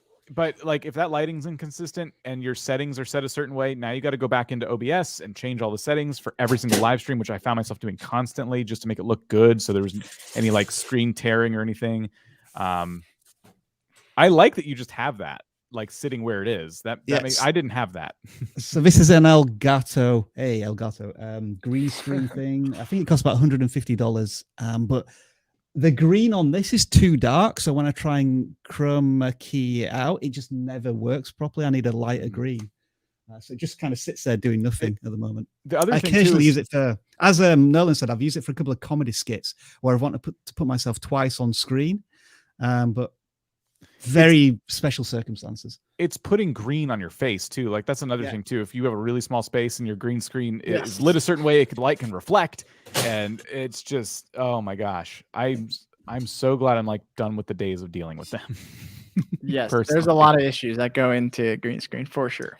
Because it's a smaller screen that I'm in anyway. If I'm doing gameplay and I'm in the corner, it doesn't really need to be green screened out. You know, I can crop it so it's a square instead of, you know, a rectangle like it is now. There's a lot of things I can do and just put a little box around it so it looks neat. I like that way better than a green screen over the gameplay, but that's just me. Yeah. So I did grab some new questions too, but we have some other ones here from earlier, like this one. I'm a faith-based niche. I'm in the faith-based niche. What are my options for a revenue stream? It's not like it's a money-making niche. Kind of interesting, specific niche. Yeah, Christianity Explained. So your options would be, you know, once you get to the point of AdSense, you're going to be getting money from views, but there are ways to monetize. You know, we talked about affiliate links and brand deals, and you know, think about like, so my parents and my brother, they're pastors of a Christian church, and so you know, my brother was telling me about this software he uses called Logos, and it basically like you type in like faith and it will just bring up, the AI will just like bring up all the Bible verses on faith and like different commentaries and all this kind of stuff. It's an expensive program. And I was like, I'm like, so that's your favorite thing? I was like, you should email them and see if they have an affiliate program. And so, you know, you can make like affiliates work depending on that, you know, just look at what you're using. But, for Christianity Explained, you know, there's a lot of stuff you can do. What else would you add to that, Dan? Because you know, there's more stuff I'm not covering. You know, with digital products and all that kind of stuff, but it's possible. Production's production. I mean, if someone's watching you, if let's say your content's kind of like this, where it's you in front of a camera with microphone, again, affiliate links for the camera, for the microphone, for the stuff that's in the video, because there's people who are watching you who might have an interest in some of those products. You know. Doesn't really, some of that stuff transcends any vertical, any niche. It doesn't matter. That's what I would add. What about potential memberships, Patreon, whereby you have, I guess, exclusive, close-knit community conversations with like between 10 and 15 people? That might be a potential way forward as well. Yeah, maybe there's a monthly like meetup over Discord or Zoom or something like that, where it's like a Bible study or something like that, where you're all getting together. So yeah, it could be a number of things. You could probably do this before YouTube memberships as well. You could maybe do it through a Patreon membership, but have it as an unlisted live stream on YouTube, so that only people with that link could find it. I mean, you do run the risk of people finding it if you accidentally put it in a playlist, but as long as you keep the links quite close to you, to your chest, in terms of how you share them, that might be another option. This next one's a bit broad, but I pulled it up anyway because I think we could probably at least share a tip or two here. Do you guys have any practical advice on how to build a community with a small channel? You guys want to start there? I mean, I'm trying to think because there's a few ways, right? But are there any that just come to mind for you guys, just off the top of your head? I would say take any opportunity you can to engage with your community as quickly as possible in your YouTube journey. So that might be the simple strategy of asking your audience questions at the beginning of your videos to elicit comments, which then you could refer to in future videos. So once you create that connection between the creator asks the question, the viewer responds, the creator then references that question in a future video, then you know that there's a direct connection between the community. Obviously, once you got to 500 subscribers, you should be slamming that community tab as frequently as possible, once or twice a day. Live streams is a tricky one because if you live stream when you're a small channel, you may have 2 or 3 people turn up, which, isn't necessarily a bad thing if you're going to have a very direct conversation with them. But that's another way of building up a community. And this is more of a general one, but I think it applies to channels of all shapes and sizes, is try to establish rituals and traditions with your community. A very simple one, for example, is Nate from Channel Makers, who has that howdy and boop the like button. He's created those rituals within his community, but he's been doing that ever since he started his channel. I know he's at 100,000 subscribers now, but I'm sure he was doing it when he was a much smaller channel. So those would be my general pieces of advice, but that could apply to both a small channel and larger channels. I definitely agree with everything you just said. I pulled up the channel in the background just because I was curious, because it looked kind of like a music channel. And indeed, it is, I think, a classical music channel. So if this is just the creator kind of sitting there and playing music as it looks like, I guess this would be an interesting question. It would be kind of difficult, right, to like break through and like actually talk to your audience because they're getting there with the expectation you're going to play some music. But then again, I look and we have like 25-minute videos here. So I could see a scenario where your video starts with some beautiful music and you're playing it. And then like after a while, you kind of slow down a little bit, and either you stop playing and you look at the camera and start addressing the audience, or maybe if you're really good, you can do both. You can keep playing and then talk to the camera and kind of engage with them that way. But building a community, getting people, that's basically asking like, how do I get people like really addicted to like me as a personality, right? Like, and because that's, everyone's rallying around you. When you build a community on YouTube, you are the star of that channel, and then everyone has that in common, that they like you and hanging out in your channel. So it's important to kind of bring your personality to it in some form or fashion. So that might be what I would look at doing, is like find segments in your videos where you can start to talk to your audience a little bit. However that might look for you, whether it's just talking about your day or asking people, hey, leave in the comments like what's like a piece you're trying to learn right now on the piano, or things like that. I think too, another just practical, some practical advice for building community is like, I think back to one of my first, when I was like a super fan of this guy on YouTube back in the day when I was learning filmmaking, he was called DSLR Guide. Now, he didn't have a private Discord or a private Facebook group, which I probably would have joined to try and chat with him and the other like-minded people, but he would respond to comments, which is, one amazing way to build community. The second thing that he did for years, he doesn't really do it now, for years, he posted at the same day of the week, every single week. He did not miss an upload.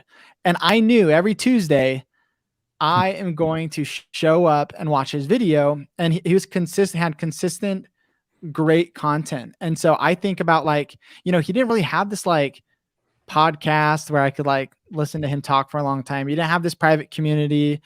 He didn't have the newsletter, the text thing, but he showed up every single week. And I think that really built a community because people wanted to be there and people wanted to like show up and see what he was up to and comment on his videos and have him comment back. And so I think that's an underrated, probably practical tip for building your community is the consistency of just showing up. Yeah. So best of luck. Let's go on to the next one here. I do quite resource intensive stuff for my channel. Gold mining. I'm just like impressed. I'm blown away. I've been meaning to try to see if I could get equipment sponsorships for that. Anything I should be aware of before asking? I'm guessing they mean asking like the different brands, the different companies. Know your value might be the first thing. You don't want to come in asking for too much or asking for too little. So doing some research on fellow creators in your space who do sponsorships, maybe asking them. I don't know if you have a good relationship with fellow creators in your space. There was this tool called the Social Blue Book, although that does give you a very rough estimate of what your value is. And now YouTube have very recently released this tool / integration with, I think it's called FameBit, whereby it can create almost like a media kit for your content, which I think breaks down the demographics a little bit of your audience. That might be something to investigate as well. But I think you do need to commit to signing up for the FameBit service in order to get that download of a media kit. So I want to add one thing too, because I'm trying to see, let's see how many subscribers you're at. Looks like, under 1,000. So, when you said it's a quite intensive field, I got an idea for you, and obviously this just might not work. But I got this idea, if someone else out there in the comments, like, let me know if what you're filming is like, it's very hard to produce a lot of content of because it's intensive and it takes a lot of time, or it takes a lot of work, or it's expensive, whatever it is. Something you could experiment with, especially as a new channel, that I'd recommend that you could get sponsorships for besides just equipment, is to incorporate like a new show. And my recommendation for you would to start a new series called Gold Miner Reacts to episode 1 of Gold Rush, or whatever TV shows out about gold mining. Or maybe Logan Paul does a video he did something on diamonds or something. But like what you can do in a practical way is, if you go to gold mining in Google search, hit the news tab. I can see here a day ago, ABC News said gold mining site blast, and you can actually react to that and say, yeah, they were using this equipment, and you can give your as an expert. And so I think that could be an interesting experiment that could potentially grow the channel. And then you could just get people to sponsor that actual show, which isn't as intensive as actually going out and doing the thing. So I think if you are an expert or in a field like that, it could be anyone. It's a very interesting something to mess around with. That was just kind of an idea that I wanted to throw out there too. So I love that idea because it gets you on to trending topics too. Like and like if a big popular YouTuber, like you said, Logan Paul did something with diamonds, and you have any expertise at all in that field, and it relates to your niche, like now you're getting to put this trending video alongside your own content. So that's always a really, really good tip. Another thing I noticed on their channel, they do some live stream Q&As and things like that. I know of a fishing channel, and they're during the season where it was harder to go out and actually fish, they would do stuff like that. They would do live streams. So you're already kind of getting into that. They would do these live streams where they would talk about, fishing.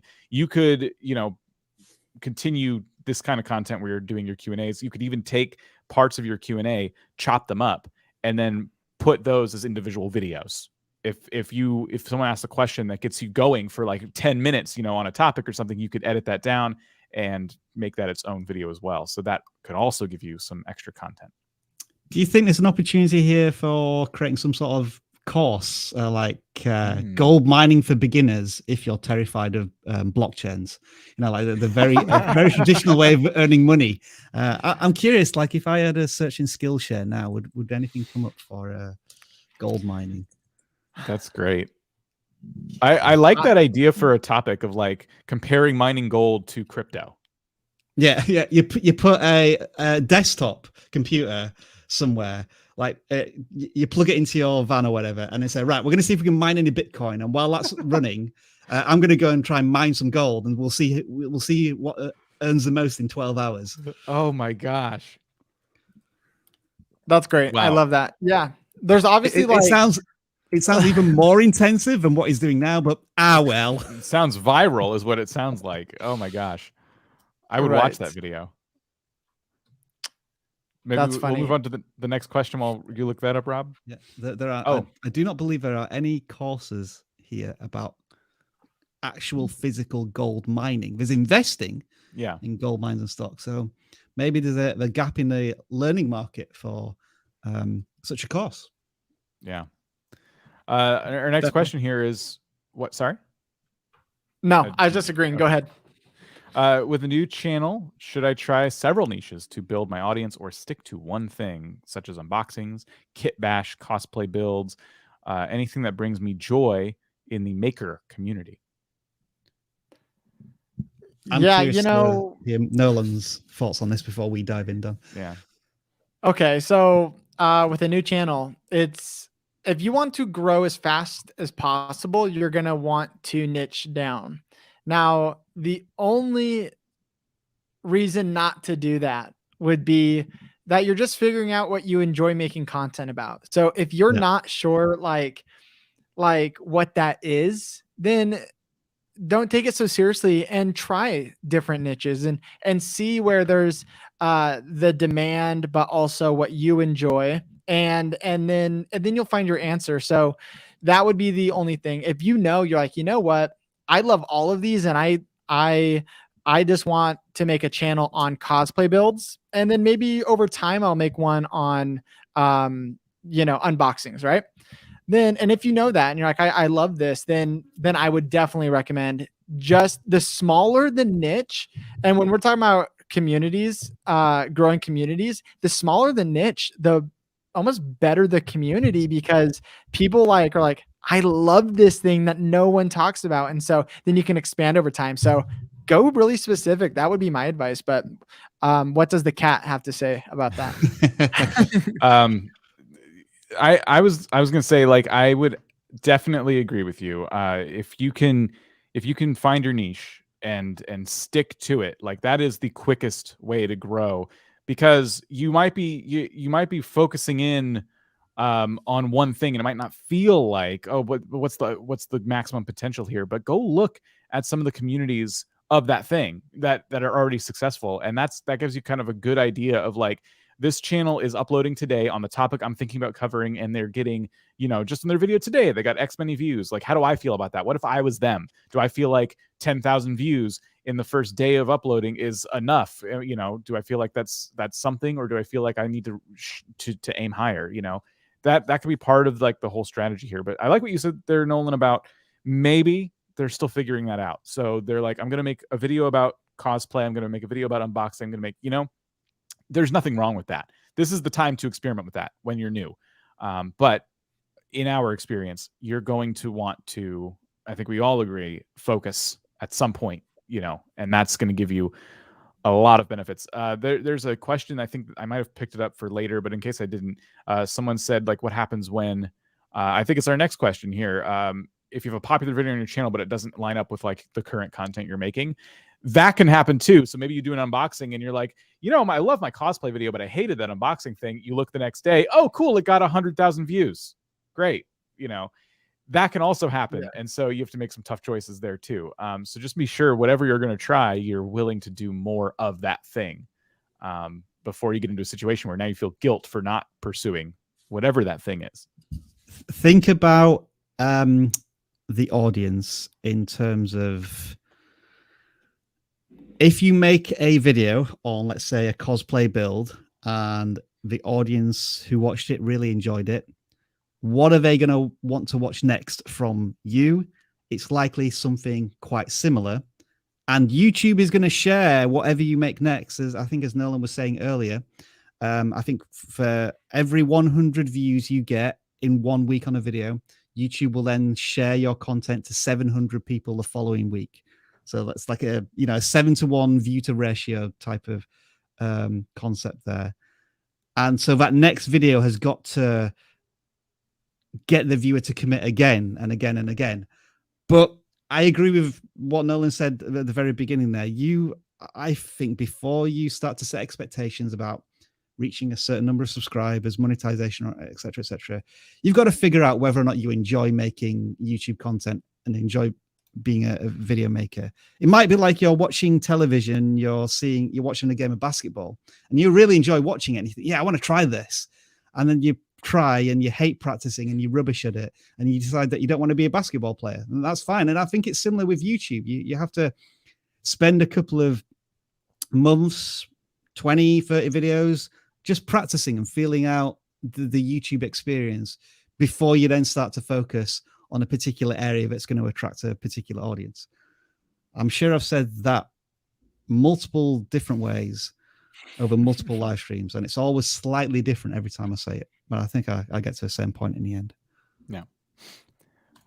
Okay, so getting to that question I mentioned a second. Whoa. Sorry. What was that, Dan? I don't know. Something happened. You all good? My cat ran through and a light blinked. And I don't know. Oh, I think she just like almost knocked over one of my lights. She's still alive. Oh, no. Yeah, everything's fine. Do you need us to take over for you? I was going to say, folks, if you want to clip something, you might want to clip the next 60 seconds. Let's see what happens. That's right here. I don't know what happened. That was weird. So what do you do if a video basically blows up on your channel, but it's not in line with the usual content? How do you get those viewers to watch your other videos? We get this question a bit, I would say. Yeah. Should I go in for it? Go for it. Okay, so how do you get those viewers to watch your other videos? Unless they're there for you, like meaning you're a celebrity, you're an influencer, you don't get them to watch your other videos. Okay, so I have a video that I made in high school that went absolutely viral on Twitter when it was hot, and Facebook and Instagram. It was literally on every meme page possible. It was me asking a girl to prom, and my friends birthed out me, and I said something along the lines of like, I had a sign and it was like something about being a baby to go to prom. I don't even remember. But that video, I think, has almost 1 million views on my personal channel. I at one point was like, I could totally remake the thumbnail and the title, and this thing would probably get millions of views because like it's a terrible title thumbnail, and it's because it was years ago. But I was like, I don't want to bring in more people necessarily for that. I just don't care, right? And it's not going to do anything for me. So my point is this. Those people who watch that video, they don't subscribe. I don't expect them to, and they don't watch my other stuff. There might be 1 in 1,000 who are like randomly find this video and they're like, oh, he's doing content creation now. I love this. I'm going to follow him. Okay. Yeah. That's, you know, out there, but yeah, what you do, if you're not monetized yet, leave it up and let it monetize your channel. Let it bring in the views, let it bring in the watch hours. But yeah, you can't expect people to do that. So do you guys have anything to add to that though? I would agree with all of those points for sure. If I were to start my gaming channel today, like relaunch it, my old one, I would have to get rid of a whole bunch of videos because right now it's making AdSense, it's getting views from really old content that if I were to relaunch it, I wouldn't go back and double down on. So I would then need to get rid of those videos, unlist them so that they weren't bringing in the wrong audience. Because what happens is people subscribe for that old video and then they see what you're doing today, they don't watch, and now YouTube just has a whole bunch of data. It's like, hey, this person really liked video A, let me show them video B and C and D, and why aren't they watching? Okay, fine. You must not like this creator at all. They stop showing all of your content to that creator. I don't need that. So that's kind of my take on that. I think it's really important that you may want to start a new channel. If you feel like I want to keep that video up, but I want to do this other thing, it might be time to start over. I slightly disagree for just for one reason, because I agree with what you're saying, but the only thing I would just add to that is the YouTube algorithm is so smart at delivering content that these thousands of people who are watching this old video of mine, and it might depend just like on like it's going to depend, right? But like it's so different than my other content. YouTube's not hurting my channel because that video is popular and it is getting a lot of views. So when my new videos go up, I think it was a Vid Summit or somewhere I was listening to, but YouTube, and there was another question similar to this. Each video actually is getting served up kind of differently. Now we all know that the best thing to do is to niche down, because if someone watches one of the vidIQ videos, they're going to get served up another one next time they open up YouTube if they watched a vidIQ video. And so, but if you are in a weird case where like it's a complete different topic and they watch that video, their suggestions might not be your other videos. If it's completely different, it's going to be other kind of like weird viral type videos that other viewers are enjoying. So YouTube will learn. I just wanted to add that because I don't think everyone would need to start a new channel, but I definitely see why someone would potentially, and it's a case by case thing. Yeah. But yeah. No, you're right. I think because I've been saying for a long time, like I wouldn't want to touch something. If it ain't broke, don't fix it. And I'm coming from a place of I have this channel that is bringing in a little bit of money. Why would I upset the balance by trying to relaunch it when it's doing fine and I can whatever different thing I want to pursue would be just as well pursued on a different channel. I see what you're saying. More of a pivot like, too, right? Yeah. A pivot of like posting tons of content that's doing well and then pivoting. I see what you're saying. That makes a lot more sense to me than okay.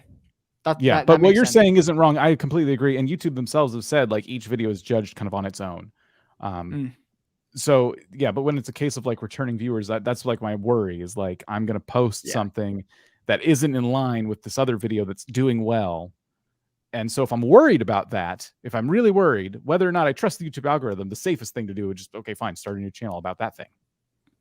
Yeah, I get that. But no, thank you for bringing that up. It's a good point. I'm curious, Nolan, you had an incredibly viral video on a Think Media channel about I bought the cheapest camera on Amazon. And if you were to ask me as a viewer of your content, I wouldn't necessarily say that this exactly aligns with the usual Think Media content. It feels a bit more edutainment, quirky, viral. What are your thoughts on this video that just like has got twice as many views as anything else on the channel? Is there did you ever think, oh, it's doing really well, but is it bringing in the right audience, or it's just bringing more exposure to Think Media, so we're just happy to let that run? I'm curious if you've had any what's the words, stresses almost at the success of this video and it might be somehow impacting the channel. Yeah, well, there's a lot to dive in there. The first thing is this video, I actually linked it up right here in the private chat, but the original video was a 8-minute, 26-second long I remember that video, and it did pretty well, especially initially. It did really well. And like you're saying, it was very different than our normal content because it was 100% like we know there's different YouTube algorithms, right? And usually with education, you're going for search, but we're seeing a lot of people actually utilize the browse algorithm for educational content as well. And so what I wanted to do here was not even make it as educational, but kind of just entertaining for people who enjoy cameras, YouTube. And so the video, if you watch it, really is about me making a YouTube video with this $100 camera.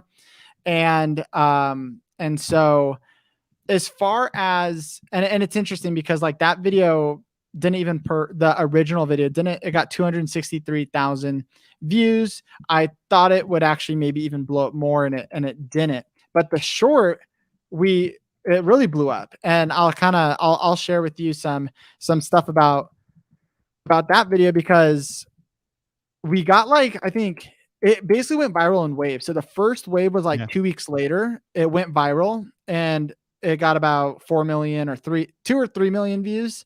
And it happened very quickly in like 2 days. And I think we got 7,000 subscribers.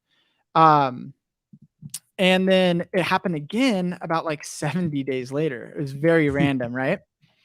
And so, my shorts finally updated on my desktop. It looks much different when you're watching shorts now. Okay, but actually now I'm like, how do I even get inside the YouTube studio for that? So I'm gonna have to go into it manually. But basically, we got a lot of subscribers, which I guess you could see as a positive thing. Now the interesting thing was a majority of them were from India, and I want to pull up actual numbers for you right now. So this video, it was a minute long. I'm talking about the short, and let's see if it'll load for me. Maybe I'll give this a minute and see what's going on. But basically, I would say it didn't hurt our channel, if that's kind of what you're wondering. But at the same time, it didn't make us a lot of money. I think it was a fun experiment, and it got us, 15,000 subscribers and tons of watch time and stuff. But so here we go. So actually, in total now, it's made $127 in ad revenue. And I think the first time it went viral, they gave us $100 from the Shorts Fund. The second time it went viral, I don't think it even gave us anything from the Shorts Fund, and it got more views. I was like, okay. Deary me. Yeah, so I actually won't be surprised if it goes viral again here, just with the whole stair-stepping algorithm that I'm seeing. Exactly. With the whole stair-stepping, it might go viral again here soon. And if we look at the subscribers and we go to the audience, it's basically all new viewers, right? There's some returning viewers, but it's basically all new viewers. And 98% not subscribed. 29.4% of the viewers. I guess I can't look at the subscribers. Maybe I can, but 29% from India, 22% from the United States, and then it's like Philippines, UK, Indonesia. So kind of interesting there, right? That YouTube's pushing these viral stuff into India. And now the age range also was a bit younger than our target audience too. 47, almost half was 18 to 24-year-olds. So I thought that was interesting. Now, so I kind of look at it as a success because it went viral, but at the same time, it didn't bring us in a lot of money. And who knows exactly, I think it was more, it was just an experiment really. And so, being able to look at these analytics and to see, what was going on here. But sure. Yeah. Was there any other question you had there that I could dive in on this? 103,000 hours of watch time.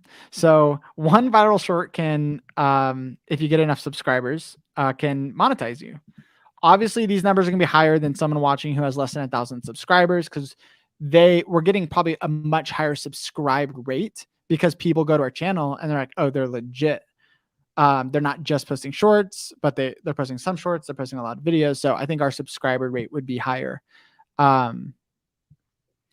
But what I learned was to not rely on just shorts, is what I would say from this video, So yeah. Very interesting case study though. Got our Our next question here, which I'm a bit nervous about. I pulled up the channel in case we need it. Cooking with Sadaf asks, any tips for titles and thumbnails of tutorial videos like food channels and recipes? We can't do too much clickbaiting or change of our titles. So yeah, go ahead. Yes. No, I was going to say this person's struggling with their titles and thumbnails, and they don't want to. I hesitate because they don't want to clickbait anybody, but I think it's like one side or the other, right? Like I'm struggling, but I can't clickbait. But there is a middle ground, I think. Definitely. So something what I love about Think Media too is we constantly are experimenting, right? And something we've seen more recently is our more clickbaity titles oftentimes don't perform as well, or they'll perform really well for the first 24 hours, but they don't perform long term. And so I think there's something to be said about smaller channels being if you can like be very clear with your thumbnail or with your title, and it's very clear what they're going to get, that is very good. So I think you don't need to clickbait. I think what you can do is find a good title that would do well in search. So when someone searches for the black pepper chicken recipe, there's some things you can do to make it more interesting, right? So restaurant style chicken. I don't know if, you know what, we're on a different, I don't know if I'm on the right channel, but there's like a bunch of cooking channels with this name. But here we go. I found it. But what I would say is, so like, let's take a look at these sponge cookies will melt in your mouth. That's what I was looking at. That's a pretty good title, right? These sponge cookies will melt in your mouth. Perfect sponge cookies recipe. I would focus more on thumbnails just looking at this than the titles. Obviously you can look at both, but my just encouragement is you don't have to be super clickbaity. And what we found is sometimes just being more clear on what they're going to get in the video can actually play to your advantage a lot of the times because people want to click and know what they're watching.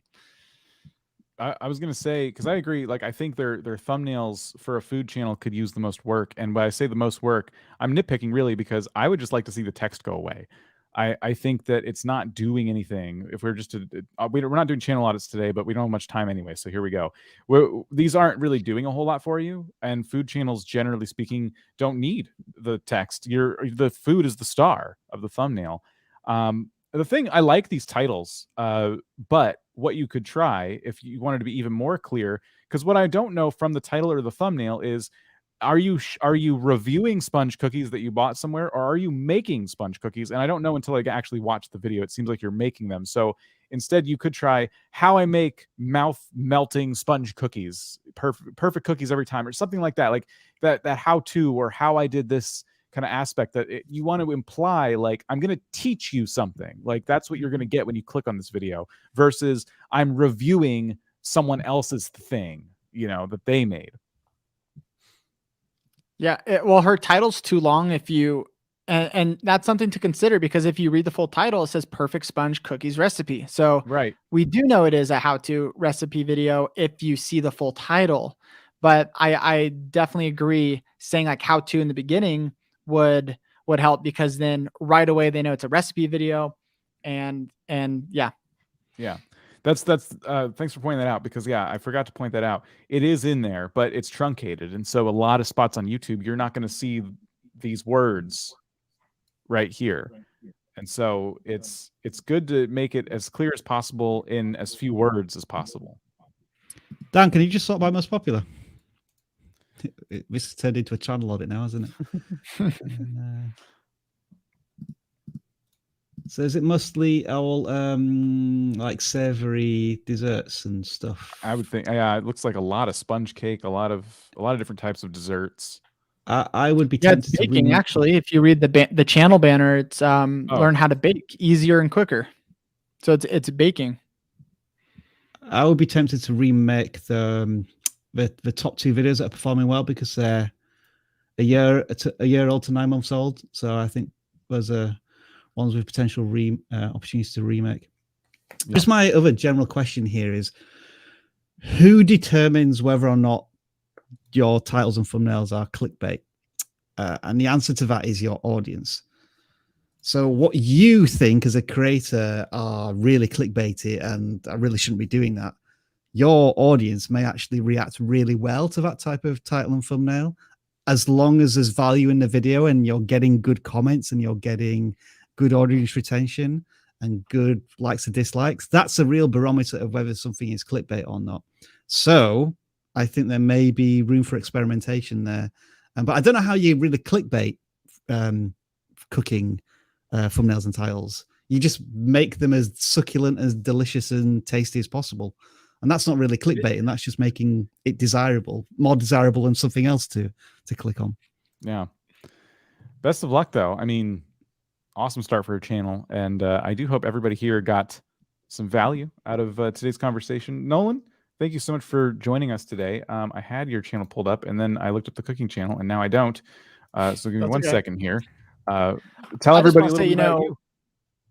Yeah, I mean, obviously find me over at Think Media. And yeah, I'm a solo creator. I'm in Arizona, making these videos, and we got Omar on the team, Sean, Heather, and we're all kind of just posting content very similar to vidIQ. And so I love what you guys are doing on your channel.